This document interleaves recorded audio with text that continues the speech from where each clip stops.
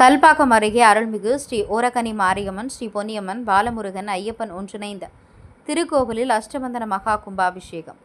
செங்கல்பட்டு மாவட்டம் கல்பாக்கம் அடுத்த ஆயப்பாக்கம் கிராமத்தில் அருள்மிகு ஸ்ரீ ஓரகனி மாரியம்மன், ஸ்ரீ நவகிரக விநாயகர், பாலமுருகன், ஸ்ரீ ஐயப்பன் உள்ளிட்ட சுவாமிகள் அடங்கிய திருக்கோவில் கட்டப்பட்டு கும்பாபிஷேகம் நடத்திட முடிவு செய்து இறையன்பர் லட்சாதிபதி ஏற்பாட்டில் ஊராட்சி மன்ற தலைவர் ஆர்த்தி பாஸ்கர் மற்றும் விழாக்குழுவினர் முன்னிலையில் அஷ்டபந்தன மகா கும்பாபிஷேகம் சிறப்பாக நடைபெற்றது.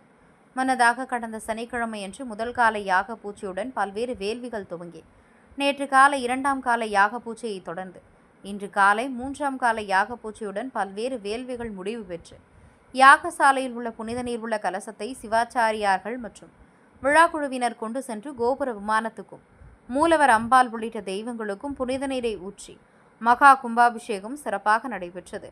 அதனைத் தொடர்ந்து சிறப்பு அலங்காரத்தில் சுவாமிகள் பக்தர்களுக்கு அருள் பாலித்தனர்.